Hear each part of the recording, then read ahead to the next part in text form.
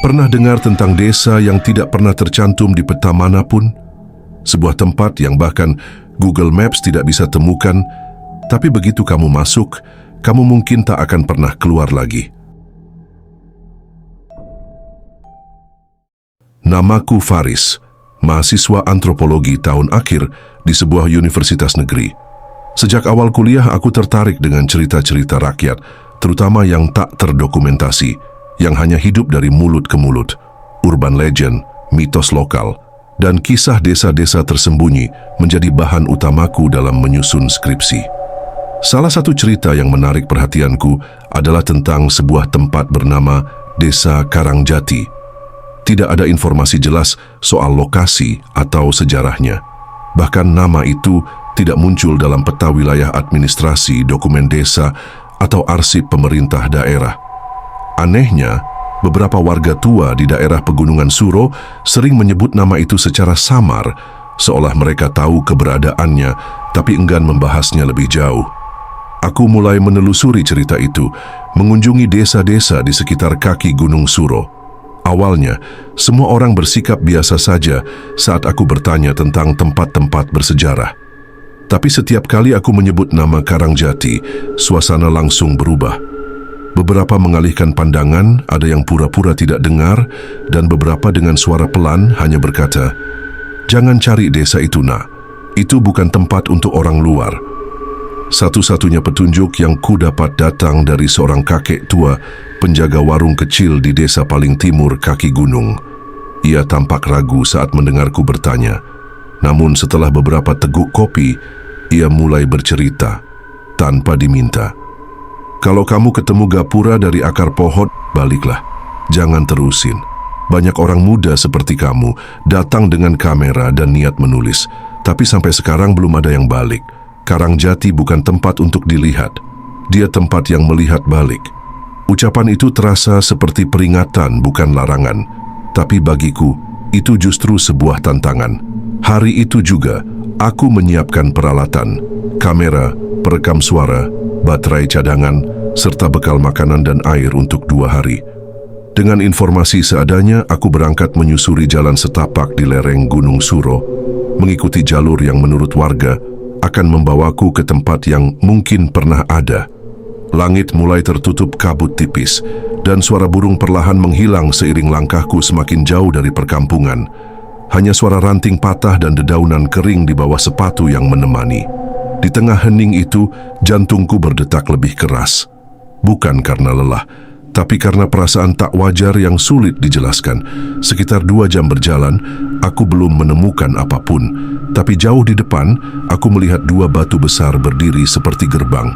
Dan di antara celah batu itu, samar-samar terlihat jalan kecil yang tertutup semak dan akar. Naluriku bilang, itulah jalan tikus yang kakek itu bicarakan. Aku mendekat perlahan, angin berhenti, pepohonan seperti membeku. Tidak ada suara, tidak ada kehidupan. Lalu aku melihatnya, sebuah gapura alami yang terbentuk dari akar pohon besar, menjalar dari atas dan menyatu membentuk lengkungan. Rasanya seperti menatap mulut gua, tapi terbuat dari hidupnya alam itu sendiri. Aku berdiri diam, teringat kata-kata si kakek, tapi kaki ini seperti digerakkan oleh sesuatu. Aku melangkah, melewati gapura akar itu, dan dunia di belakangku perlahan lenyap dalam sunyi yang tidak biasa. Begitu kakiku melewati gapura itu, rasanya seperti menembus selubung udara yang berbeda. Seolah udara di tempat ini lebih berat, lebih lembab, dan jauh lebih hening. Suara langkahku sendiri terdengar aneh, seperti bergema di ruang kosong. Cahaya matahari yang tadinya menembus celah-celah daun kini terasa redup, seakan ditelan kabut yang entah dari mana datangnya. Jalan di hadapanku benar-benar seperti jalan tikus, sempit, setapak, dan hampir tak terlihat dari luar. Akar-akar menggantung rendah, ranting-ranting patah berserakan dan semak-semak menutup sebagian besar jalur. Tapi di tengah semua itu, ada jejak samar, seolah pernah ada yang lewat, tapi sudah lama sekali. Aku terus berjalan, mengikuti jejak yang bahkan samar untuk mata sendiri. Perasaanku tidak tenang, seperti sedang diperhatikan dari jauh. Sesekali aku berhenti dan menoleh, tapi tak ada siapa-siapa. Hanya hutan dan diam. Setelah 1 jam, aku mulai mencium bau aneh. Bukan bangkai atau busuk, tapi seperti bau tanah tua yang tak pernah disentuh cahaya. Semakin aku maju, semakin kuat baunya. Dan akhirnya, di antara rimbunnya pohon, aku melihatnya. Desa itu, Desa Karangjati. Terdiri dari belasan rumah tua beratap rumbia, berdiri dengan sunyi. Tiang-tiang kayu sudah tua, catnya mengelupas. Tapi anehnya, tidak terlihat seperti terbengkalai. Ada asap tipis dari cerobong dan pintu-pintu rumah terbuka sebagian. Yang membuatku merinding, tidak ada suara sama sekali. Aku melangkah masuk ke area desa. Semakin dalam, aku melihat orang-orang, penduduk desa. Tapi mereka tidak bergerak, tidak berbicara. Hanya berdiri atau duduk di depan rumah masing-masing. Pakaian mereka seperti dari masa lalu. Kebaya lama, sarung lusuh, ikat kepala yang pudar warnanya, dan mereka semua menatapku. Tatapan yang kosong. Tidak marah, tidak senang, hanya kosong. Aku mencoba menyapa. Tidak ada yang menjawab. Seorang anak kecil berdiri mematung di bawah pohon, tangannya menggenggam boneka kain. Ia tidak berkedip. Jantungku mulai berdetak lebih cepat. Aku menyalakan kameraku untuk merekam. Tapi saat kulihat hasilnya di layar, tidak ada seorang pun dalam frame. Latar desa terekam jelas, tapi semua penduduk hilang, kosong. Saat itu aku sadar, mungkin aku bukan pengunjung pertama, tapi mungkin aku bisa jadi yang terakhir. Desa Karangjati tampak seperti sebuah tempat yang terlupakan. Setiap rumah di sepanjang jalan utama tampak terbuat dari kayu dan bambu yang sudah usang, dengan atap rumbia yang mulai rapuh. Bahkan walaupun tampaknya sepi, ada sesuatu yang aneh, sesuatu yang terasa seperti pengamatan. Seolah semua penduduknya diam, menunggu sesuatu atau seseorang. Aku berjalan perlahan di sepanjang jalan utama desa, mencoba mencari tahu lebih banyak. Setiap kali aku melangkah lebih jauh, penduduk desa yang pertama kali aku lihat di depan rumah mereka, kini berada di tempat yang berbeda, seolah bergerak tanpa suara. Mata mereka mengikuti gerak-gerikku, tapi mereka tidak bicara. Tidak ada ucapan selamat datang, tidak ada sapaan, hanya tatapan kosong yang terkadang membuat tengkukku merinding. Aku melangkah lebih jauh dan mendekati sebuah rumah besar di tengah desa. Rumah itu berbeda dari yang lainnya, lebih tua, dengan pintu besar yang terbuka sedikit. Di luar rumah, ada seorang lelaki tua yang duduk di kursi kayu panjang. Matanya tertutup rapat, seperti sedang tertidur. Aku mendekat, ragu apakah ia akan menyapaku, tetapi ia tetap diam. "Permisi, apakah ada yang bisa saya bantu?" Tanyaku dengan suara lembut, berharap bisa memecah keheningan ini. Tidak ada respon. Aku melangkah lebih dekat lagi, kali ini dengan hati-hati, dan mencoba untuk mengamati lebih teliti rumah tersebut. Di dekat pintu, aku melihat beberapa tanda tangan samar di dinding. Tanda tangan yang tertulis dengan tinta hitam. Begitu aku melangkah lebih jauh ke dalam rumah, suasana semakin dingin, udara terasa kaku dan lembab, seperti tidak ada kehidupan di dalamnya. Aku membuka pintu kamar yang terbuka sedikit dan tiba-tiba sebuah bau khas menyeruak. Bau tanah basah bercampur dengan aroma busuk yang sulit kujelaskan. Di tengah ruangan, aku menemukan sebuah buku harian tua yang terbuka di atas meja. Halamannya kotor, robek di beberapa bagian, dan terlihat sudah terpapar waktu bertahun-tahun. Dengan hati-hati, aku mulai membaca tulisan yang ada di dalamnya. Hari ke-17. Aku masih terjebak. Mereka semua tahu bahwa aku tidak bisa keluar. Karangjati selalu menunggu. Dia tidak pernah membiarkan siapapun pergi. Tulisan itu semakin membuat perasaan aneh muncul di dalam dadaku. Tidak hanya tulisan itu yang menarik perhatianku, tapi juga gambar-gambar kecil yang menghiasi halaman-halaman buku harian itu. Ada gambar sebuah sumur tua yang terlihat sangat mendalam, dan di sekitarnya ada bayangan yang sangat gelap. Bayangan itu tampak seperti manusia tetapi bukan manusia. Gambar itu digambar dengan tangan yang gemetar, seolah si penggambar tahu betul apa yang ada di sumur itu. Aku teringat dengan cepat pada sumur yang kulihat di belakang rumah ini. Aku merasa sangat penasaran dan memutuskan untuk melangkah keluar. Sumur itu pasti penting. Ketika aku sampai di belakang rumah, aku melihat sumur tua itu berdiri tegak, dikelilingi oleh beberapa batu besar yang tersusun rapi. Aku berjalan mendekat, mencoba mengamati lebih jelas. Di sekitar sumur itu ada benda-benda yang sangat tidak biasa.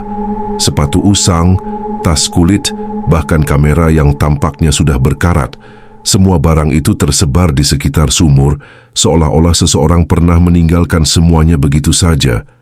Aku berjongkok dan memeriksa salah satu sepatu. Tiba-tiba, suara gemerisik terdengar dari belakangku. Aku menoleh cepat, tapi hanya melihat hening dan kosong. Tidak ada siapa-siapa. Keringat dingin mulai merembes di dahiku dan aku merasa ada sesuatu yang mengawasi. Aku merasa seperti ada yang tidak benar di tempat ini. Seperti aku sudah berada di dunia yang berbeda, tempat yang tidak bisa dijelaskan dengan logika atau akal sehat. Aku berusaha untuk mengalihkan perasaan takut itu dengan menyentuh salah satu barang di sekitar sumur, mencoba mencari tahu apakah ada yang tertinggal. Tiba-tiba, sebuah suara tertahan terdengar. Suara itu sangat pelan seolah berasal dari dalam sumur yang sangat dalam. "Jangan masuk, jangan lihat ke dalam." Suara itu datang begitu tiba-tiba, seolah berasal dari kedalaman yang tak terlihat. Aku terlonjak mundur dan begitu aku melihat ke sekeliling, aku melihat mereka, penduduk desa, berdiri di ujung jalan, mengawasi dari jauh. Wajah mereka kosong. Mereka tidak bergerak, tetapi matanya mengikuti setiap gerakanku. Suasana semakin tegang. Aku merasa terperangkap. Seperti sadar bahwa aku mungkin sudah terlalu jauh, aku berlari kembali ke jalan utama desa. Tetapi, desa itu terasa semakin besar. Jalan-jalan yang sebelumnya aku lewati kini terasa berputar-putar, tidak ada ujungnya. Rumah-rumah yang awalnya aku lewati, kini berdiri di sisi lain jalan, seperti menggantung di antara dimensi yang berbeda. Aku merasa sangat bingung dan terperangkap dalam ruang yang tanpa batas. Setiap langkah yang kuambil terasa semakin jauh dari dunia luar. Tidak ada jalan pulang, tidak ada petunjuk menuju keluar. Aku semakin merasa bahwa desa ini, Karangjati, tidak pernah ada di dunia ini. Dan saat itu, aku menyadari, aku sudah masuk ke dalam lingkaran yang tak pernah berujung. Aku terengah-engah, berlari menyusuri jalan yang semakin memudar di hadapanku. Rumah-rumah di sekitar desa kini terasa lebih besar dan lebih jauh. Meski aku tahu aku tidak pernah berbelok, jalannya justru semakin rumit, semakin berputar, seperti aku terperangkap dalam labirin yang diciptakan oleh desa itu sendiri. Tiba-tiba, aku melihat sebuah rumah besar di tengah desa yang sebelumnya tidak pernah aku perhatikan. Rumah itu lebih besar dari yang lain, terbuat dari kayu tua dengan cat yang sudah terkelupas. Di depan rumah ada sebuah meja kayu panjang yang tampaknya sudah sangat tua dengan kursi yang tidak terpakai. Di dalamnya ada satu benda yang menarik perhatianku, sebuah buku catatan. Aku mendekat perlahan, hati mulai berdebar-debar. Buku itu tergeletak di atas meja, terbuka seperti siap dibaca. Entah mengapa aku merasa ini adalah petunjuk yang harus aku temukan.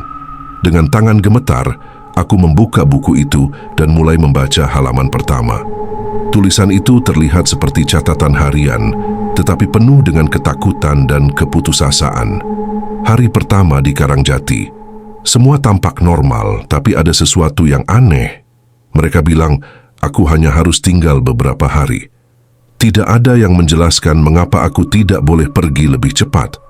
Setiap kali aku bertanya, mereka hanya tersenyum dan mengalihkan pandangan. Aku menelan ludah, membaca lebih lanjut. Semakin aku membaca, semakin perasaan cemas menjalar dalam diriku. Setiap halaman berisi catatan yang semakin gelap tentang penduduk yang diam dan tidak pernah mengizinkan siapapun keluar. Ada pula gambar-gambar aneh yang ditarik dengan tangan gemetar, seperti gambar sebuah sumur tua dan bayangan gelap yang mengelilinginya. Aku teringat gambar yang pernah kulihat dalam buku harian milik seseorang yang hilang bertahun-tahun lalu. Aku merasa semakin yakin bahwa buku ini milik orang yang sama. Semakin aku membaca tulisan dalam buku itu, semakin tidak bisa diterima akal.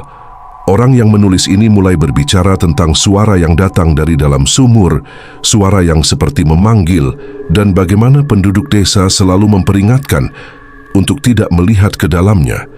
Catatan itu berhenti mendadak di halaman terakhir, yang hanya berisi satu kalimat, "Jangan menoleh, jangan pernah lihat ke dalam." Tiba-tiba, sebuah suara keras terdengar dari belakangku, membuat aku melompat kaget.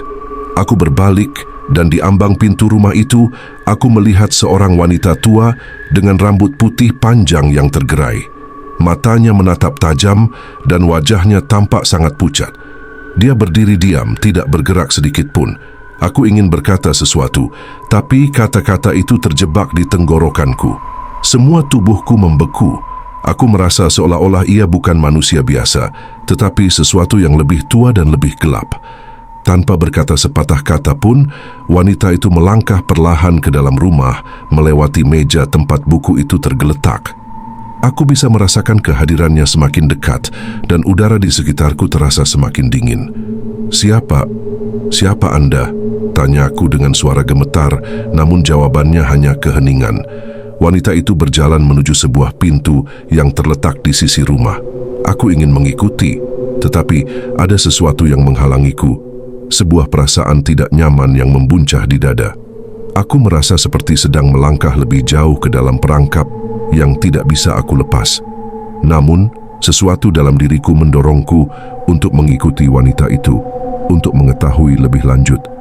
Dengan langkah ragu, aku mendekati pintu yang ia buka. Di dalam, terdapat sebuah ruang besar yang dipenuhi oleh barang-barang tua dan kusam. Sebagian sudah berdebu. Di tengah ruangan, ada sebuah sumur tua yang tampaknya lebih besar dan lebih dalam dari yang aku lihat sebelumnya. Sumur itu terletak di tengah-tengah ruangan, dikelilingi oleh batu besar yang tampak sangat kuno. Aku merasa terjebak, seperti ada sesuatu yang menarikku ke dalam sumur itu. Mataku terus tertuju pada sumur yang gelap, seolah-olah ada sesuatu yang tersembunyi di dalamnya. Wanita itu kini berdiri di dekat sumur, memandanginya dengan tatapan kosong. Aku tidak bisa bergerak, tidak bisa berteriak. Semua kekuatan seakan hilang dari tubuhku. Tiba-tiba, aku mendengar suara halus yang berbisik dari dalam sumur. Suara itu terdengar seperti seruan yang sangat pelan, begitu pelan sehingga aku hampir tidak bisa mendengarnya, tetapi cukup jelas untuk membuat hatiku berdegup kencang. "Tolong, jangan. Lihat." Suara itu datang dari dalam sumur, dan meskipun aku tahu aku harus pergi, aku merasa seperti aku terikat di tempat ini. Wanita tua itu masih berdiri diam, dan aku bisa merasakan bahwa dia menunggu sesuatu. Aku tidak tahu apa yang dia tunggu, tetapi aku merasa bahwa aku sudah terlalu jauh. Dengan keberanian yang tersisa, aku berbalik dan mulai berlari keluar dari rumah itu. Tapi ketika aku menoleh, aku melihat bahwa wanita itu sudah hilang. Tidak ada siapa-siapa di dalam rumah lagi, hanya ada gelap dan sunyi. Aku segera keluar dari rumah, berlari ke jalan utama desa, berharap bisa menemukan jalan keluar. Namun, jalan itu sekarang terasa lebih panjang, lebih membingungkan. Jalan-jalan yang sebelumnya aku lewati kini terlihat berbeda. Semua rumah berdiri dalam posisi yang seolah-olah baru saja dipindahkan. Perasaan aneh itu kembali. Aku merasa seolah-olah desa ini memerangkapku. Tidak ada yang mau membiarkanku pergi. Semua tanda menunjukkan bahwa aku sudah menjadi bagian dari desa ini. Dan mungkin, seperti orang-orang yang hilang sebelumnya, aku juga tidak akan bisa keluar. Namun, meskipun ketakutan menguasai diriku, aku tahu satu hal. Sumur itu dan apa yang ada di dalamnya mungkin adalah kunci untuk keluar. Tetapi, apakah aku berani melihat lebih dalam? Aku berlari dengan panik, meskipun langkahku terasa berat dan lambat. Desa ini seolah-olah menelan setiap langkahku, membuat jalanan yang pernah ku kenal kini tampak asing dan berputar-putar. Rumah-rumah yang dulu aku lewati kini berdiri seperti tembok tinggi, menghalangiku untuk melangkah lebih jauh. Tidak ada suara apapun selain napasku yang semakin memburu. Penduduk desa yang tadinya diam, kini semakin banyak terlihat di sekitar jalan, berdiri mematung di depan rumah mereka. Mata mereka kosong menatapku tanpa bergerak, pikiran dalam kepalaku berputar-putar. Apa yang terjadi dengan desa ini?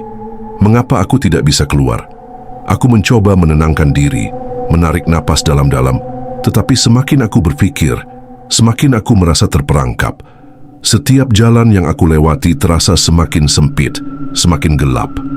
Pohon-pohon besar di sekitar desa tumbuh lebih rapat, seakan menghalangi cahaya matahari untuk masuk. Bahkan langit pun tampak lebih suram, dengan awan gelap yang menggantung rendah, hampir menyentuh puncak pepohonan. Keheningan di desa ini semakin menekan, hampir seperti ada sesuatu yang mengamati setiap gerakan. Aku berhenti di persimpangan jalan yang dulu aku lewati dengan percaya diri. Di depan, sebuah gapura tua berdiri, tak jauh dari sumur besar yang sempat aku lihat sebelumnya. Aku mendekati gapura itu, seolah-olah ada sesuatu yang menarikku ke sana.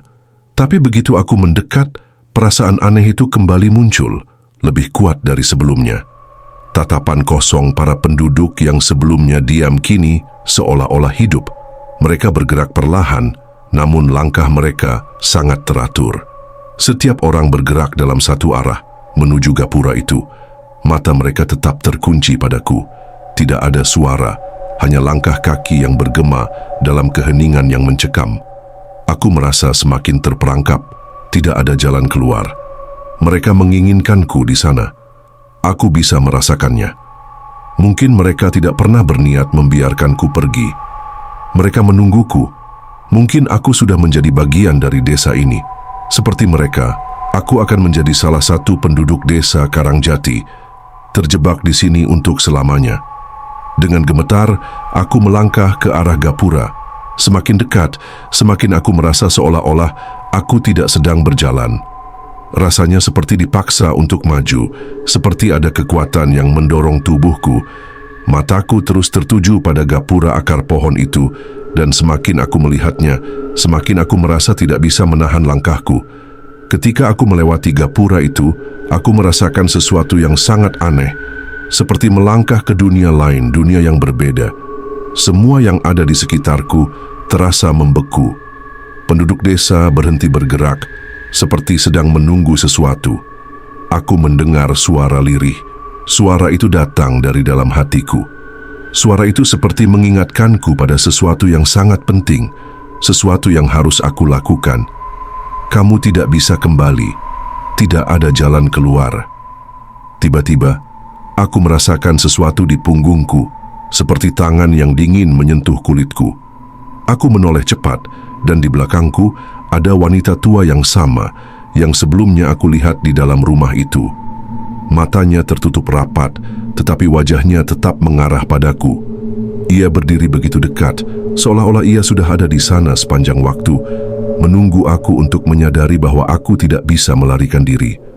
Wanita itu mengangkat tangannya, menunjukkan sebuah tali yang terikat di pergelangan tanganku tanpa aku sadari. Aku menatap tangan itu dengan ngeri. Tali itu tampaknya sangat kuno, terbuat dari bahan yang sangat kuat. Wanita itu tidak mengatakan apapun, tetapi tangannya yang dingin terus menuntunku, memaksaku untuk mengikuti jejak yang telah ditentukan. Aku tidak bisa berteriak, tidak bisa melawan. Setiap langkahku terasa seperti langkah yang diatur, dan tubuhku seperti tidak bisa bergerak bebas. Seolah-olah aku terikat dengan desa ini. Desa Karangjati tidak akan membiarkan siapapun pergi, dan aku tidak tahu apakah aku akan kembali sebagai diriku yang dulu. Perasaan itu semakin kuat, bahwa aku bukan lagi orang luar. Aku sudah menjadi bagian dari desa ini, dan desa ini akan terus hidup, terus memanggil orang-orang yang datang, semua yang ada di sini. Penduduknya yang tidak pernah berbicara, yang tidak pernah bergerak. Mereka adalah jiwa-jiwa yang terperangkap. Mereka adalah bagian dari Karangjati, sama seperti aku, yang kini telah menjadi satu dengan desa ini. Wanita itu melangkah mundur, menarikku lebih dalam ke dalam desa, membawa aku lebih jauh ke tempat yang tak pernah ada jalan keluarnya. Dan aku sadar bahwa desa ini tidak hanya menyimpan orang-orang yang hilang, tetapi juga mereka yang datang untuk tinggal. Waktu terasa semakin tidak nyata di desa ini. Tidak ada lagi pemisah antara siang dan malam. Semuanya tampak sama, serba gelap dan sunyi. Aku terus berjalan mengikuti wanita tua itu yang kini semakin menghilang di depan mataku. Aku merasa seperti mengikuti arus takdir. Meskipun setiap bagian tubuhku ingin berteriak, ingin melawan, namun tidak ada suara yang keluar dari mulutku. Aku hanya bisa mengikutinya, terperangkap dalam keheningan yang semakin mencekam. Wanita tua itu berhenti di sebuah tempat yang lebih gelap dari bagian desa lainnya. Di depannya ada sebuah rumah tua yang sangat besar, lebih besar dari rumah-rumah yang lain. Bangunannya penuh dengan coretan-coretan misterius di dinding, seolah mengandung rahasia yang tidak ingin diketahui. Pintu rumah itu terbuka perlahan, dengan suara berderit yang menyakitkan telinga. Wanita itu menoleh dan memberiku pandangan yang tidak bisa kuartikan, lalu melangkah masuk ke dalam rumah. Aku ragu, tetapi entah mengapa tubuhku kembali bergerak, seolah-olah ada kekuatan yang menarikku. Aku melangkah masuk ke dalam rumah itu, dan begitu aku menutup pintunya, sebuah suara aneh terdengar dari dalam ruangan. Suara yang membuat tubuhku membeku di tempat. "Kamu akhirnya datang." Suara itu datang dari sebuah sudut gelap di ruangan besar itu. Dari bayangan yang gelap, muncul sosok seorang pria muda. Wajahnya penuh luka, seperti baru saja terjatuh dari tempat tinggi. Ia mengenakan pakaian usang, penuh noda, dan matanya tampak kosong. Dia melangkah mendekat dengan langkah perlahan, tetapi entah mengapa, setiap langkahnya terasa sangat berat, seperti ada sesuatu yang menahannya. "Apa yang terjadi di desa ini?" tanyaku dengan suara serak, mencoba untuk mengatur napasku yang semakin berat. Pria itu berhenti di depanku dan menatapku dengan tatapan kosong yang tajam. Lalu ia mulai berbicara, suaranya rendah dan penuh penyesalan. "Desa ini tidak ada yang bisa keluar. Kami semua adalah bagian dari Karangjati.